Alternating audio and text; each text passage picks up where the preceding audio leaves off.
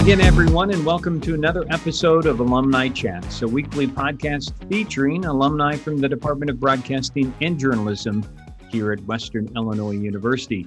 My name is Buzz Hoon, and I'm the host of the podcast. Today, I have the pleasure of talking with Kyle Schassburger from the class of 2011. It's 10 years, Kyle.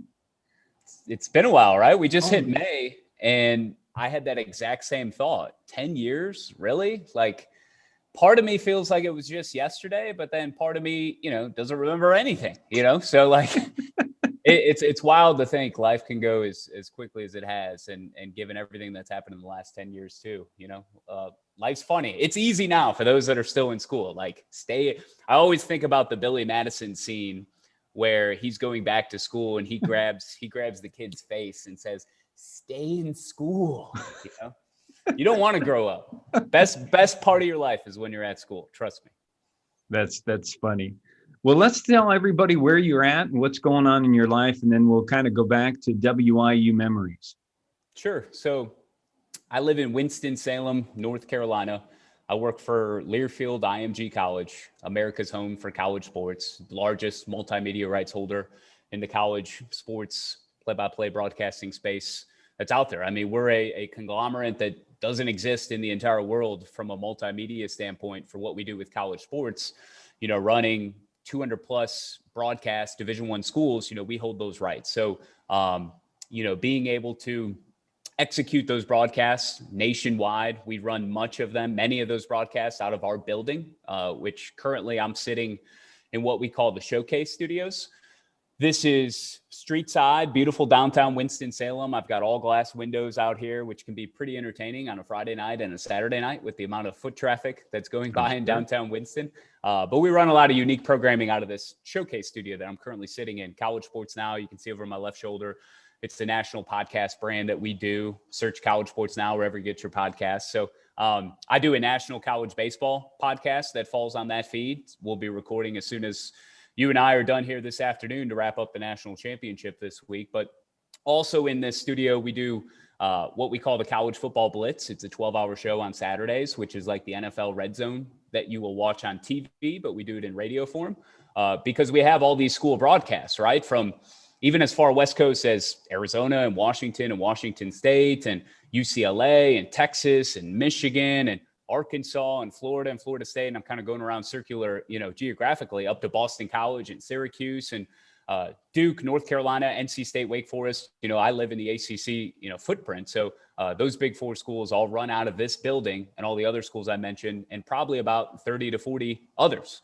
So they all originate in Winston, which is pretty cool. We produce those broadcasts. We help to maintain them throughout the week. And that's my day job. As a network coordinator, I'm responsible for several schools, every broadcast, element from dealing with affiliates to talent, to formatting, to traffic, to production, making them sound as good as they can be. Because once you hit Saturday, football game day, that's the Super Bowl. And even every basketball game, you're dealing with more games, but every game is the Super Bowl. So we want the game to be as smooth as possible. And it's kind of like your preparation. If you're a play-by-play guy or a broadcaster of any sort, you spend so much time on the front end where, you get behind the wheel of a game and you just do your thing. That's what you live for. So. Well, we're going to talk about how a Chicago boy ends up in the South and along this journey. So let's go back to high school. You, as I said, you're from the Chicago area. You went to Marian Catholic High School and played some sports. And I'll say this, the reason I bring this up, Kyle, because of all the sports broadcasters, and we've had some great ones, you're the first one that I looked at and said, that's a guy that looks like he could play the game. So when did you have that sort of bloom to you that you wanted to be an announcer? So I loved baseball my entire life. And thank you for that compliment, by the way. I think today I look more, I think I'm more ready to get out there on the field today, honestly, than I was in college. I'm in the best shape of my life currently at age 32. So, it took going through Western and 10 years after to really take care of my body the way I'd like. So I do get that all the time. I like it. It's humbling. But, in high school, I faced that crossroads that we all, I think, face at one point when you reach the high school athletic sphere, if you will. And it's like, man, I'm not really as good as what I thought I was. Yeah.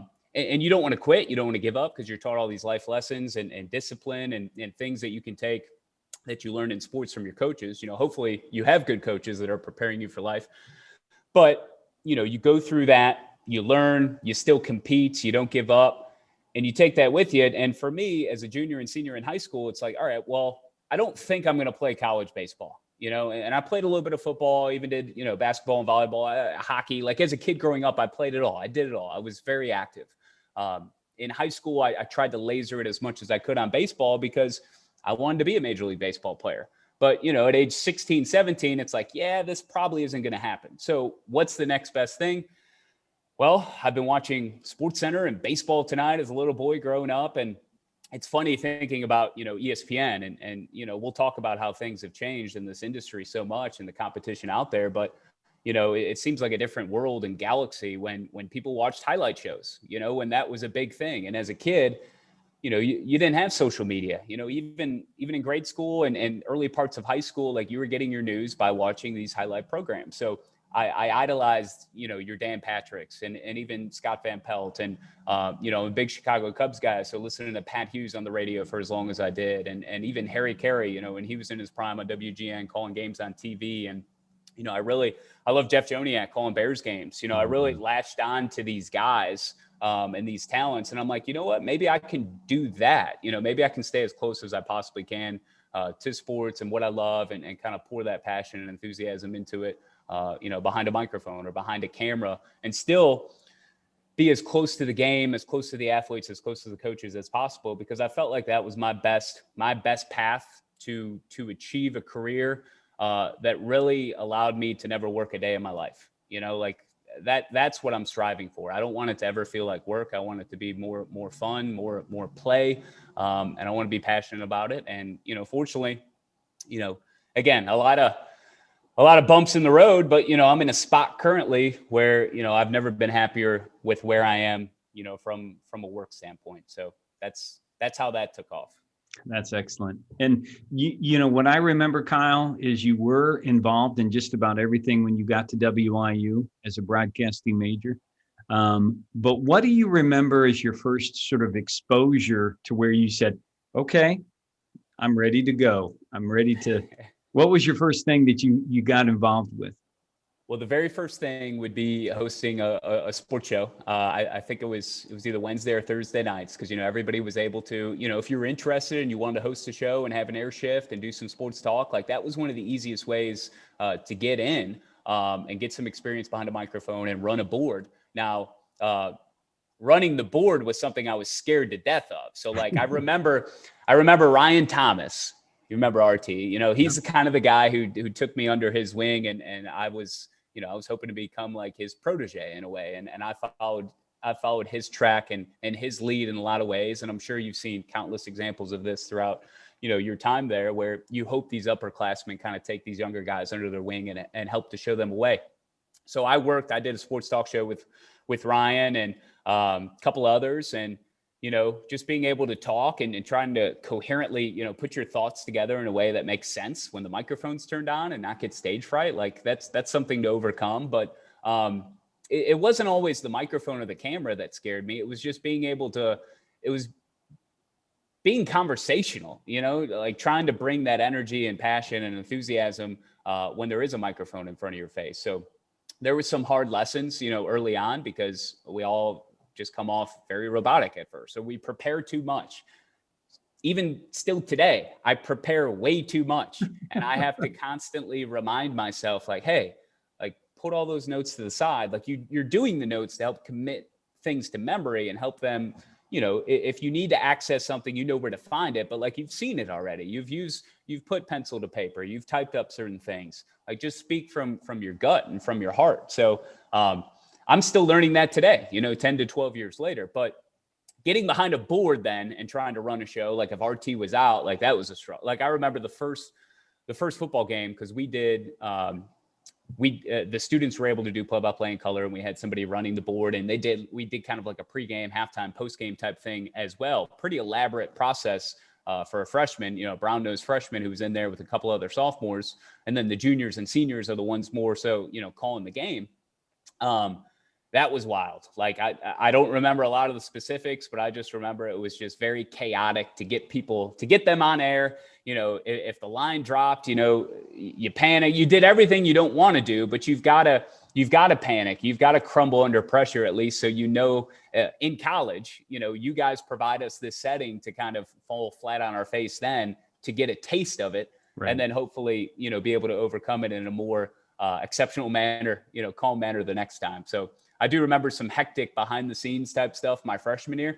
I was fortunate though, as a sophomore, I was able to put myself in a role where I was calling games mostly, so I didn't really have to be behind the scenes as much after that, which is funny, full circle, take me to where I am today. Like primarily that's what I am. I'm a behind the scenes guru. Like my voice is heard, nationally on podcasts. And when we do that Blitz show, as I alluded to once already, I'll fill in on that. But, scoreboard updates and highlight recaps, like that's really all I'm worth from an on-air standpoint. And like, I'm okay because we get plenty of other opportunities as well, which I'm sure we'll touch on. So, yeah. And it mentioned, which I think was a great learning opportunity and growing opportunity for you, is you were named the men's basketball play-by-play announcer. And that meant you got to do some traveling with the team, right? And so that was, I think, an important sort of way for you to learn about behaving as an adult. You're representing the department, you're representing the university, and having this opportunity to be the man, to be the main announcer. Yeah, to be the man. I mean, that's well put. I like that. And I loved it, and reinvigorated me. I mean, even very, very early in my career, obviously, but it was more so like validation, like, hey, this validates my efforts. This is pretty cool. Like I'm pretty humble for the most part, but a little bit of recognition here or there, earning high level gigs like I was able to earn as such a young kid, as a sophomore, to do it for our student run TV station for our home games. And then as a junior and senior, to be tabbed the voice, the man, as you put it, as we had the flagship rights as a student run station. Like we were the only show in town for men's basketball, women's basketball, same thing. So yep. It was very unique the way things lined up right then. And I'm not 100% positive how things operate today for y'all. There's my Southern, influence.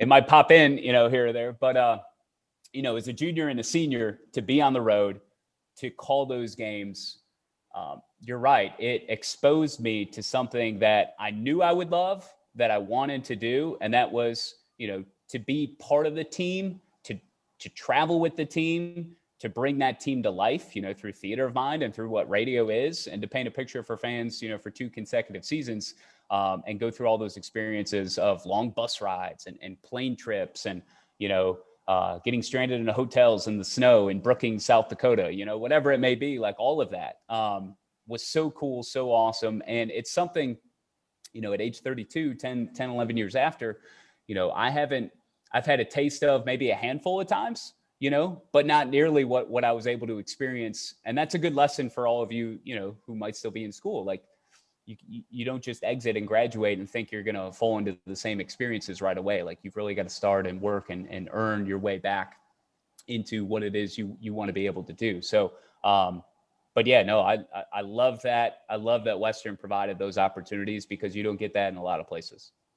Well, what I also remember of that period of time, as you as an announcer, we had so many, and we've always had this, but so many quality people that could fill into those roles. And I always felt bad that, when somebody didn't get an opportunity, but there were so many just really talented individuals that you were competing with and going to class with, and also were your friends, right? Some of those people that you've kept in touch with, kind of what are your memories from, the competition, the friendly competition between other people in the same area? I think, and I hadn't thought about it this way until you just posed the question, but that friendly competition is something that is still very real, today in my offices. So thinking about what we go through on a daily basis, or from sports season to sports season in my own offices is making me kind of remember that fun rivalry that I had with, the Julios or the Woods or the Studs or the Deasners, these guys that I went to school with. And I think it was healthy. It certainly was. I mean, there might have been some animosity at times because we're all 18 to 22 years old. We're young college kids. But at the end of the day, I think the way we were able to overcome or navigate, somebody getting a certain role and somebody, getting passed over, is a reflection of who we are as men and women. And I think it's carried over into the workforce today, because if you're able to overcome those little soap opera type moments, if you will, very, very small, very concentrated moments of our lives when somebody's chosen over another one, like that's going to better prepare you, for later in life when you're going through the same thing. And we didn't know that then. Like, I didn't think about it then, but like, that's another example that you bring up. Like, no matter how small or how little or insignificant something might seem to you at Western Illinois, I guarantee you it's going to rear its head in some form on a bigger scale later in life. So, how you handle that at your time when you're at Western or even immediately afterwards is going to go a long way with how you're able to get over that and overcome whatever challenges might come your way later in life. So there's a lot of similarities, a lot of parallels to where I am today and what I experienced at Western. But like, those guys are all great. I don't think we ever wanted to kill each other. I don't think the hate ever exceeded that, because here's the thing, at the end of the day, we'd all end up at the Pace, and have a drink together. So like, that's what we were more concerned about, almost, maybe wrongfully, but where are we going to go out tonight? Where are we going to end up? Who might we run into?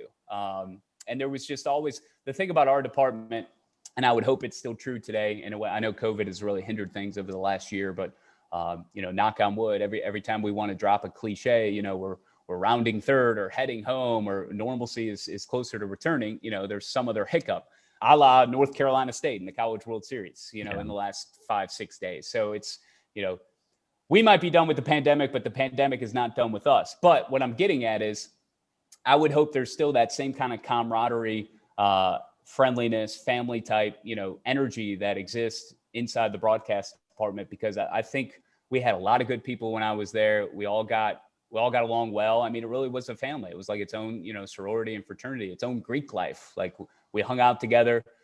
We got drinks together. Like, sure, I had my own posse, to the side, who I left high school to come to college with. So like, I had my best friends that are still my best friends today that I roomed with. But, my broadcasting family was just as close, and I would trust them with anything. And it's always good to catch up or see them on Twitter or Facebook, or, shoot a text every once in a while. It's good. Those are all great memories. Yeah, our efforts, the things that we do in broadcasting are not done alone, whether it's a sports production where we have to have the entire truck, people working on cameras and inside the truck, or even, as you said, at the radio station, you have somebody working the board and somebody announcing the game. And then also for TV, I think we're a sports anchor as well for that production. So you had all these influences, everything from Roger Sadler. You mentioned, I think you said, Sharon Evans and Sam Edsall, all these other faculty. What kind of things do you think that you learned along the way that maybe shaped you into who you are now? Well, I think it was something different from, each one of them. Like, I think of Roger, and I just think of, like his quirkiness and his ability to kind of joke around with and poke fun at, to dish it, and he'd be willing to dish it right back. Like Sharon was Sharon was kind of like the mother hen, like you really had to, speak to her a certain way, it's not you and me, it's you and I. And that's the one thing about Sharon that still sticks with me, like burns a hole through my soul when I hear somebody say you and me. And it happens 99% of the time. Like, people don't know how to talk, right? So it's those kind of things from Sharon, and even Sam and his professionalism and his, he's kind of like, it's like calculus, with him in terms of just how, his pinpoint, precision like demeanor towards, the production side or the digital side of things. And of course, yourself, like you always made us feel welcome and as if you were one of us, and we, we're trying to learn and soak up as much as we possibly can from all of you. And again, like, big hat tip to the faculty. I know I'm tooting your horn here, and this isn't I necessarily appreciate what that. you want, but like, again, if it weren't for everyone in the department, I don't think I would be, where I am today. I told you off air before we spoke, like, I remember, and this might've been one of your questions, but like, this was something I was so excited for, just going and selecting my classes and sitting in Pat Stout's like little, I almost said hellhole, but a very tiny, dark, just like a den of an office. Just, like a hole in the wall type bar. Like, that was his little office. And you go and sit in there and spend time with him for 30 minutes to an hour. And you get so excited over what your next course load is going to be for the next semester. Because, for me, and this is how I approach life, today is, what can I be doing like right now, to better myself, whether that's, refining my skills, working on my play-by-play, working on, the way I manage people, those are two big things, over the next year, 2-3 years for me. Like, I really want to focus on is honing in on my play-by-play, honing in on my management skills, because I feel like that's, my next step in life. But the same thing at Western, it's like, man, I'm relentless in trying to do more, to be versatile. What extra course can I do? What course that isn't broadcasting related can possibly help me in some form or fashion, later on in life. I minored in coaching. So, some of those classes I feel like helped, but to be honest with you, biomechanics, exercise physiology, anatomy, biology, like all of that, like, no thanks. Like, I have no idea how I got through those classes. And I was hungover most days when I went to those classes, but not broadcasting classes. And so you took advantage of all those opportunities, and you did so well. And then when you graduated, you got started in radio in Galesburg. Yes. And you're doing some news, I believe, right? And so you're working in radio for a couple of years, and one of the awards that you won was for Best Spot News. Is that right? And can you tell how that happened? Yeah, from the Associated Press. So something that I didn't even realize my news director, my boss, Will Stevenson at the time, had submitted for, months after the following year. But, 3 weeks on the job, I think I was. So, I graduated May 2011 from Western. You always hear horror stories, and I'm sure it's just as hard and tough and maybe even more challenging today, for new grads to find work. It's a reality check, welcome to the real world, trying to get a job, especially in something that you studied, right? Well, I got it, within 3 months. I start August 1. I remember the day because I was there exactly 1 year before I moved to Winston-Salem for Learfield, where I am now. But it was 3 weeks into the gig. President Obama is going through his, re-election bus tour, if you will. He's campaigning for re-election, and he was scheduled to be, so this was the 2012 election, August. He's scheduled to be in, I think, the town of Avon, maybe, not Abingdon. I think it was Avon, because I worked in Galesburg, not far from Western, which was convenient, for when I wanted to go back down, although I worked a lot. Anyways, everybody in our station, it's a 4-station cluster in Galesburg, Illinois. Everyone was out in Avon waiting for the president, rolling out the red carpet, covering it, right? Everybody and their mother in West Central Illinois is in this particular location, it seemed like. Me, 3 weeks into the job, being the new guy, I'm tasked with staying put at the station to make sure it doesn't catch on fire. Nothing happens. Make sure we're on the air. So I'm waiting there. All of a sudden, my phone, I get dinged, and it's my boss saying, you need to get to Galesburg High School now. And I'm like, what's going on? He's like, Obama is heading. We just got tipped that Obama and his entire motorcade are heading towards Galesburg High School, and will be there within 5 minutes. So he had a surprise stop, that wasn't planned, which I'm sure happens all the time. He's the president. So I've got to grab my recorder. I run out there, I get parked, I get frisked up, it's just security detail is like nothing you've ever seen. If you've been around the president in any form or fashion, you know what I'm talking about. So imagine all of that at Galesburg High School, just the police, the detail, everything, the rifles, it was intimidating. I get frisked up. I go wait over by the football field with a bunch of people, and the president gets ushered in, and he's he's just shaking hands and kissing babies. You know, that's all it is. It's a campaign type thing. He's saying hello to everyone. I shake his hand. No interview or nothing. But like what I'm doing is when I roll up, when I get there, I'm calling. Okay. Somebody else had to go. One of our engineers who was at the station is putting me on air live. So I'm doing live reporting drops just from my cell phone. I did 3 of them. As soon as I got there, you know, I'm painting a picture, what the scene looks like. And then I'm also walking and kind of taking my place in line. And I just remember like saying, Galesburg High School, I forget the address, but I was like, so-and-so, you know, very dramatic, very reporter-like. I'm like, so-and-so address, you know, is the most, you know, heavily guarded and popular and most, you know, intense address in the entire United States right now. You know, like this is the spot. And I did 3 of those drops, just painting a picture, what was going on. And yeah, I earned an award for that. Something I was never seeking, never thought, you know, it would come to be. But I did so well in the moment on the spot that I earned some recognition for it, which I thought was pretty cool. And like I said earlier, like anytime you get something like that, it's validation for what it is you're doing, that you are indeed doing a good job. So that's good. That's motivating type factors as you move forward. And for that to happen as early on the job as it did for me, like that kind of helped provide, I think, a springboard of confidence, you know, for me for that year while I was in Galesburg. But 2, like that's a lesson in always being ready, you know, That's like right. I was never anticipating my day to go that way. There in middle August, 2012. And I had never, like I had done a few interviews to that point and was already like editing together stories and anchoring some newscasts because I was a news anchor and reporter. But to go out there and cover an event of that significance, just on a whim, that was pretty cool. So what happens after Galesburg? What goes on along your career path?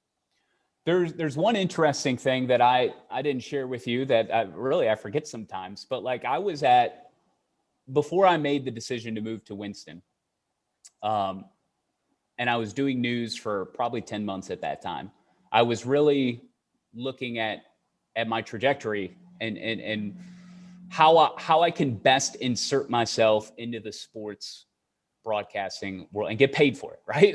Right. Like, because I was doing news, which I can do. Like I did news anchoring, I did sports anchoring, like I covered it all. I did everything when I was at Western. Like we've already touched on that. So like there was no question that I can do the job, but like, was I happy? And I was living in Galesburg by myself. And, you know, I was still 3 hours from my homeland in South Chicago and, you know, close to Western, but it's like, what, you know, do I need to go cross country? Like what's going on? So I started to look at grad school even.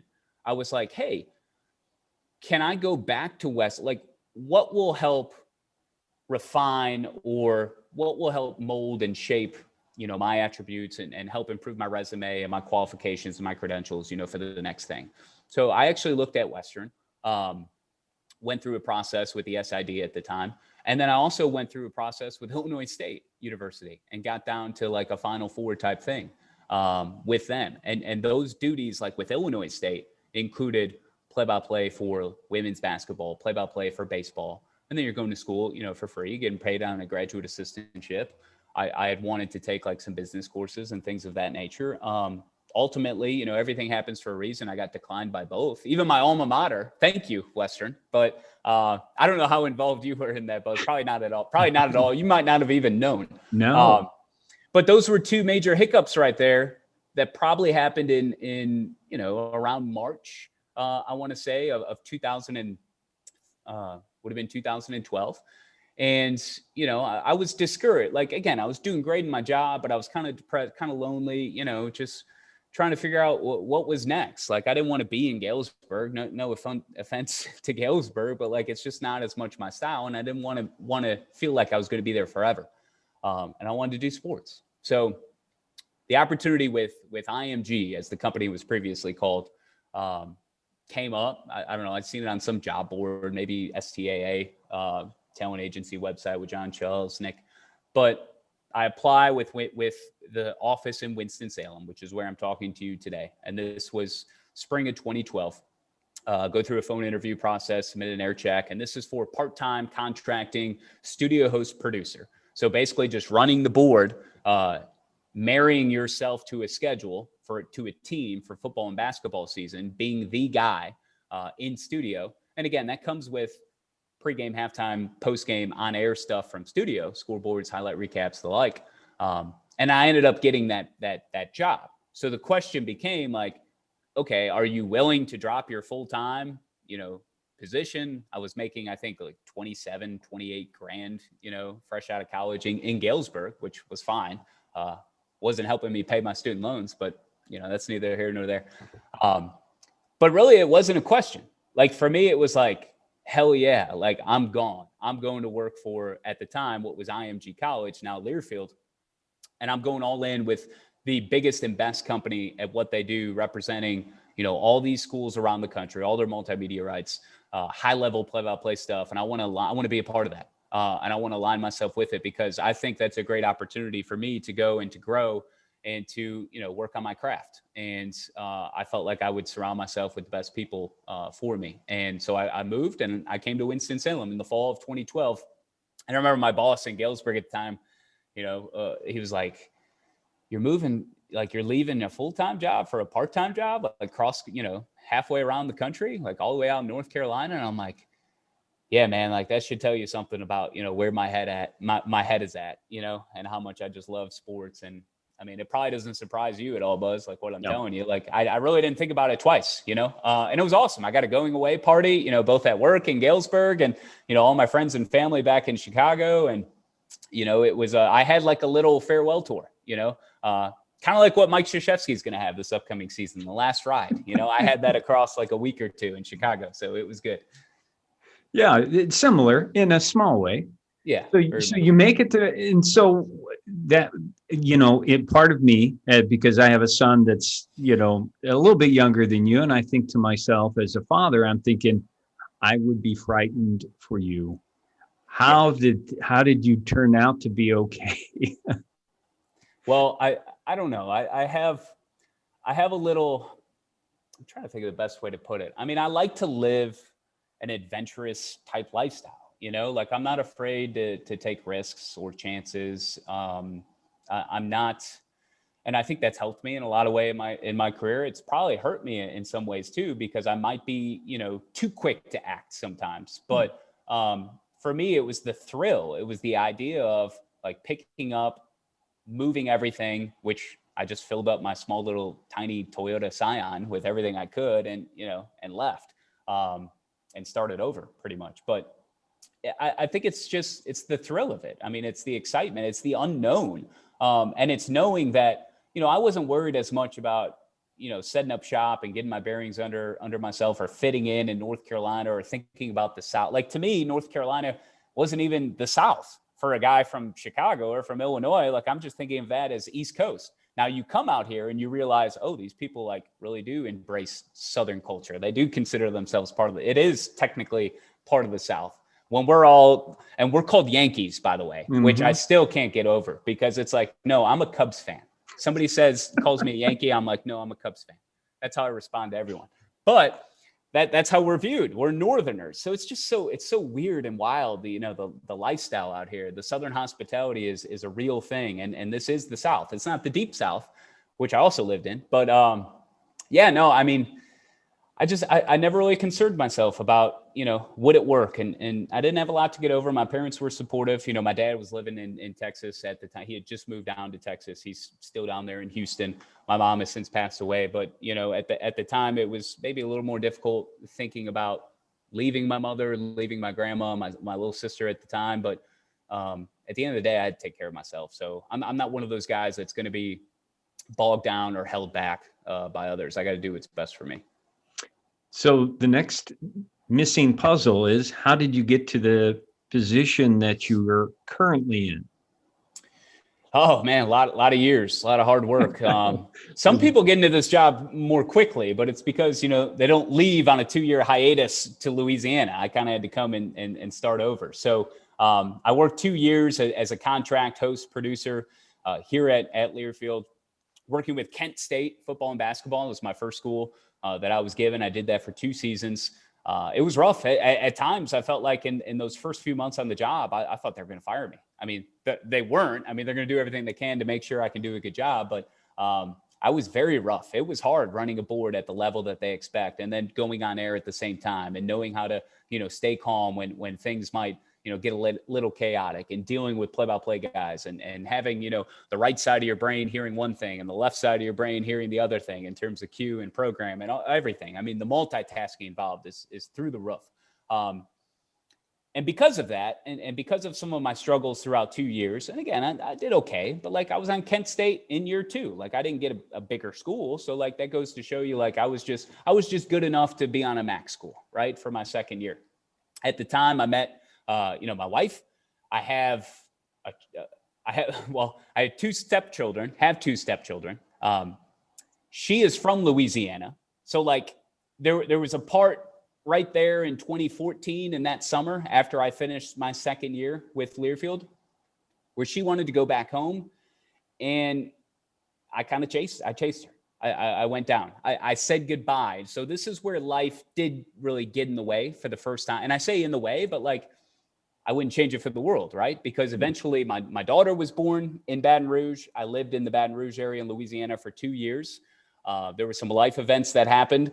We got flooded. We lost almost everything we had in August of 2016. So 2 years in Baton Rouge, I'm right back in North Carolina. And it was a blessing in disguise to kind of go through what we had gone through and to come back up here together as a family. But on that note, I jumped ship. I left Learfield after 2 years. I go to Louisiana. It wasn't that hard for me to leave Learfield because I was chasing my heart. I was in love with a woman. And these are all things, as a young kid. It's life, yeah. Yeah. If anybody wants mentorship on how to handle your life, I'm not the guy. Okay. I would love to listen, and I would love to tell you my life story, but like, look, man, life, you never know what somebody is going through. Like that's another lesson. You never know what is going on behind the scenes in somebody's life and how that might impact them, how that might impact them at the workplace. You hope it doesn't. You hope you can separate life and work, but it's impossible. It really is hard. So in Louisiana, we come back.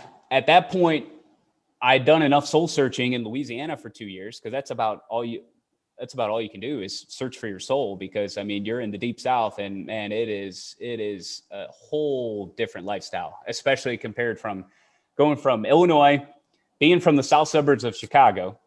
Going to Western probably is more culture shock than anything, more culture shock than what most people will ever experience in their life. Okay. Going from Chicago to Western, I embraced it. I loved it. But then you come to North Carolina, you learn this lifestyle, and it's like, man, I don't know about these Southern people. Like, I'm trying to keep my head down, not look at anybody while I'm walking. And I got people in the grocery store, like trying to talk to me. Hey, how you doing? And it's like, no, I don't want to talk to any of you. And then I go to Louisiana, and it's like, man, like, segregation is still a big thing in the deep South. And it's very like hostile. I don't know. It's a different speed. Now SEC country, beautiful. Love it. Like LSU, that campus, but it's its own like entity. Like it's almost independent of the city, Baton Rouge. Like they're together, but they're different at the same time. So the best part about Baton Rouge is my daughter being born in SEC football, SEC baseball, basketball. I mean, goes without saying, it just means more, right? So being exposed to all of that was phenomenal. But getting the opportunity, knowing what I gave up in Winston-Salem, to be like, oh, you didn't know what you had until it was gone, right? I followed my heart. I followed, my family. To be able to come back, go through what we had experienced in going through a natural disaster, and moving back up here, and then reaching back out to Learfield and saying, hey, look, this is my situation. Do you have any room for me here the fall of 2016? I'd love to come back on as a part-time host again, the way I had left 2 years prior. And I want to go all in on this opportunity. And, I'm asking for a second chance. I didn't have to beg or anything like that. They knew my situation, and they were more than willing. David Shoemate, that name, he's the play-by-play guy of Duke, which I'm representing here today because I am the Duke studio host and producer. So every time Duke football, Duke basketball plays, like, I'm their guy. I do a bunch of podcasting stuff for them also. David Shoemate was our director of audio in this building in 2016. Had been for a long time. he took me on, he brought me back in, he gave me a school. I did Southern Miss for a year. After that year, David Shoemate became the voice of Duke. David Shoemate made me his studio host the following year. Like, that's how much he believed in me. Yeah, that's how much he believed in me. And I'm forever, in his debt for getting a bump up. And he's put a lot of faith, in me over these last, several years, and helping me to continue to ascend within these walls in this building, as I've gotten like a second lease on life, if you will, since leaving Louisiana. So I've gone from, coming back in 2016, being with Southern Miss football and basketball as a studio host producer, to then going on Duke as a studio host producer, to then getting bumped up to what we call a seasonal role. Now, seasonal is 25 hours a week, basically, of office time, where you're an assistant, you're helping out, you're helping with all these schools with the day-to-day. And then after 1 year of being a seasonal, I became full-time. So it was like bang, bang, bang. I'm entering my third year now full-time with the company as we embark on the 2021-2022 season, and 8th year overall. So it took me 5 years to get full-time. I'm entering my 8th year overall with the company. I am a full-time, presence in here, and with full-time comes some other perks. Like I've done national play-by-play just most recently here in the last couple of months for Sirius XM Radio for, ACC women's basketball, SEC softball in Tuscaloosa, Alabama.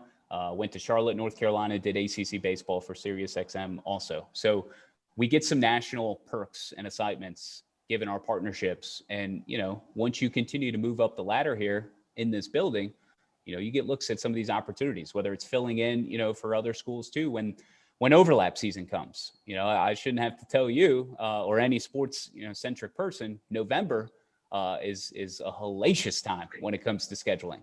You've got football on the road, you've got basketball on the road, you got games overlapping. An announcer can't be in the same spot at once. Can't be in two different places at one time. So that changed a lot during COVID this past year, but we'll have guys plucked out of our office. I might be a little further down the list because I'm not a network manager. I keep doing this. I don't know why I do this. I'm sorry. I'm annoying myself. Don't let me do that again. Anyway, don't. So like our hierarchy, we've got 4 regions, we got 4 network managers. Those network managers are on the precipice of getting a high-level DOB, director of broadcasting, play-by-play job nationally. Now, those only come open when someone dies, when someone has a little too much to drink, or when someone retires. I mean, that's really the 3 ways that these jobs come open. If you want to be a play-by-play guy in the college space for, let's say, a Power 5 school, there's 65 of those jobs. Yeah. So, I mean, we just had a big one that was open in Vanderbilt that closed. They took Tulane's guy. Tulane's already got their replacement in the guy who called ECU baseball. And I know all these people. I work with all them. Tulane's one of my schools I manage, so like my ears to the ground on all this stuff. But it's an incredible cycle. Everybody takes a different path too. This is the path that I believe in. So it's a real joy to be a part of what I've been a part of. Let's talk a little bit about how the content distribution has changed. As you've said, you're involved with podcasts, you're involved with broadcast of, making sure that they're the content that is presented within a program has changed and evolved, and really because the audience has different expectations. Isn't that right? Yeah, the listening habits are so much more difficult to measure.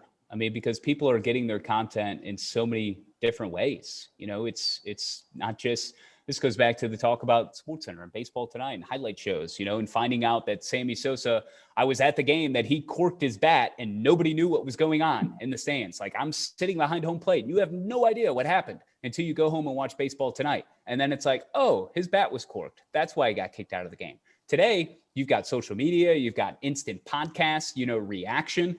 And we have another element that we're trying to incorporate with visual radio, which we call behind the mic. So, for us, it's not just a radio play-by-play broadcast. It's how can we creatively manufacture content in a variety of different ways through adding that visual element, whether it's like a live stream of a pregame show, which man, the numbers we did, like for Duke basketball, I'm thinking about our home game, like home basketball games. Our pregame show is an hour for Duke basketball, and we stream that on Facebook Live.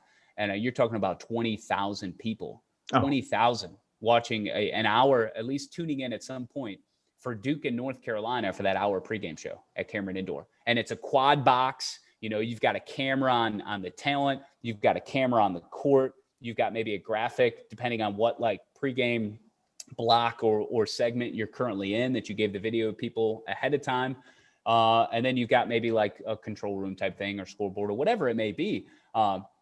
Duke has done a phenomenal job, and that's not us. That's us kind of collaborating. So that's another part of it too. Like the collaboration process with social media teams, with properties, and properties are the universities that we work with, that we partner with, because we're providing them a service kind of as a third party contractor to execute their broadcasts and do their games. But, you know, we're working with them well beyond just play by play. We're giving them highlights to match up with their pump up videos or their highlight recap videos. Our talent might be doing pre-game stand-ups, you know, for social media with a microphone beforehand. And that can kind of be in conjunction with, like with Duke, Blue Devil Network. Like they have a TV entity that they try to push, you know, digitally. So visual radio is massive, especially for coaches shows.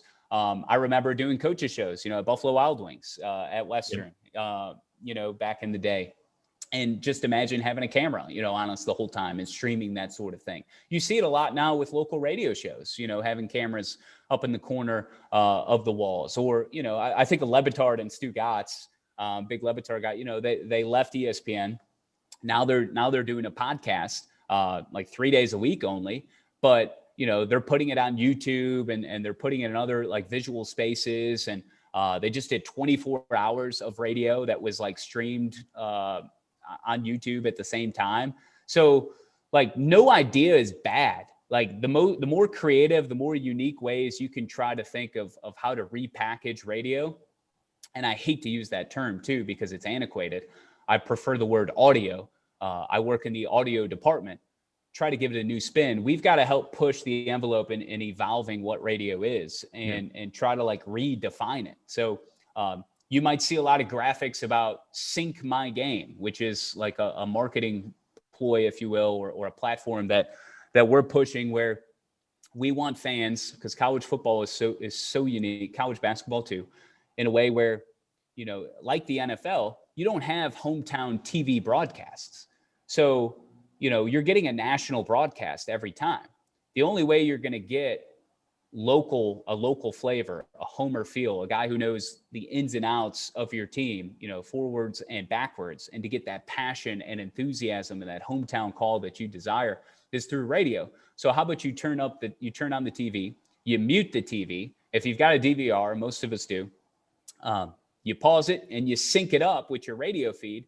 But how do we have an old radio that we're just turning on? No. So that's where, you know, the online distribution, like where are you streaming that? Yeah. Is it just online? Is it on TuneIn? TuneIn is one of our third-party apps that we put all of our programming on.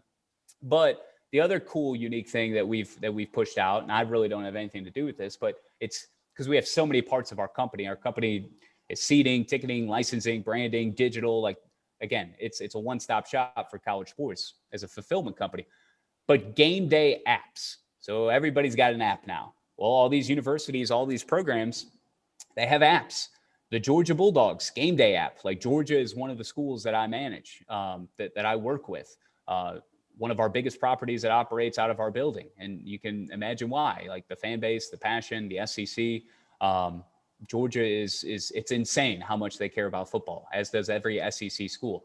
The numbers that I see of people that go to their app and listen to the radio broadcasts on the app, or access the highlights afterwards, or Kirby Smart's press conference, you know, in the beginning of the week leading up to the next game. I mean, it's hard to fathom how much people care and how we've just gotten so creative in making it more accessible to people has been really cool to see. We're in the business of digital media content creation. That's like a buzzword that some of us have fun that we toss around. Like, it's how can we help create content? How can we help push it in a variety of different ways? And we've just got to make it accessible to as many people as we can. And sort of a related issue, do you think that you may delve into providing a student athlete type of show now that they could profit off of their own image and make that kind of money? Do you think you'll have a show based on not a coach, well, coach certainly, but also maybe one for a player? Absolutely. I think there's no question. It's not something we've talked about as it pertains to what's happening inside our building, but COVID has forced us all to become more efficient, more effective. I mean, you and I are having a video chat over Zoom right now. Like, we didn't know what Zoom was 18 months ago. That's so right. Our company has partnered up and created, we've become big in esports, and I'm just using this as a jumping off platform. We've partnered with EA Sports. We've got Madden challenges. We've got Rocket League that's currently going on. I don't know anything about Rocket League, but I've seen some of the videos and I've listened to some of the stuff. We're looking for influencers, and esports has been our entry point now to learn and to see that you can find individuals, whether they're current student athletes or just students in general, that have some sort of a following because they can influence a bunch of people, and that's all advertisers care about. So we're in the esports game. You're gonna see Learfield's name surrounding Madden and EA Sports and a lot of these other things that are currently going on as esports explodes. And we've talked about that with current players and former players playing video games against people like you and I, or one of your students, people being able to pay for that if they want that, or two, how do you pay that person if they're a current student athlete? Now we can. Now we've broken down that barrier. Like, college sports will never exist the way we once knew it. Like, the college sports model has crumbled effectively as of July 1. And this, in about 10 minutes, I'll be talking about that, on my latest podcast for college baseball. So I don't doubt that we will get current student athletes or look to get some of these current student athletes involved in some way, because look, they're, as they've indicated on social media for the last 13 hours, their DMs are open. Their DMs are open. Like, they are soliciting deals left and right. So how exactly that happens, I have no idea. But yeah, the writing's on the wall that we can make them a part of some of our programming, unique programming in some sort of way. Kyle, we've had such a great conversation about sports broadcasting, but I always like to end it with what kind of recommendations you might have for a young person that is interested in sports broadcasting today. It's all about relationships. It's all about fit. Do not be discouraged. If you're told no, try to find out why. And I'm talking about the job process in general and the interview process. Always try to get feedback. Be aggressive with it, but be humble about it as well. Like, don't come off as some arrogant or cocky individual because, you haven't earned anything. You're very early in your career. I mean, look at me, I'm still scratching and clawing at 32, to hopefully one day become, the voice of a program or a director of broadcasting or a high-level manager. I mean, there's things I'm working on every single day. So, developing relationships, developing your contacts, doing so, respectively, networking appropriately, just having the right perspective and just knowing that, look, nothing's going to be handed to you. And you're probably not going to be considered for the nation's best jobs, right away. Like, and that's okay. And as long as you know that, like, have the right understanding of what it is you want. And a lot of that is just attitude. So, and do all the little things, never say no to an opportunity. I had always been told that, throughout college and immediately afterwards, no matter how small it might seem, like, take it. Like, all of that can go a long way. And people who ask you to do something, no matter how small it is, like, they'll remember that you did it and they'll come back to you. And eventually maybe that'll grow into something more, but, work on your communication skills, your business skills, your email etiquette, your phone calls, all of that. But, be aggressive, be humble. That would be it. Good advice. And Kyle, I'm so happy for you. I'm very proud of your own personal growth and development and where you are. And I know, as you said, the importance of your daughter. I know she's just the light of your life, and I'm just so happy for you. Thank you. I appreciate it, Buzz. It's been a pleasure to catch up. Just a couple of good-looking bald guys here talking shop. It's been amazing. Great talking with you, Kyle. And remember to join us every week for another conversation. If you're interested in being on the program or know somebody that might be, just send me an email. We want to hear from our alums. So we hope you continue to watch the next podcast and really appreciate everyone's support. So until next week, stay safe, take care, and God bless.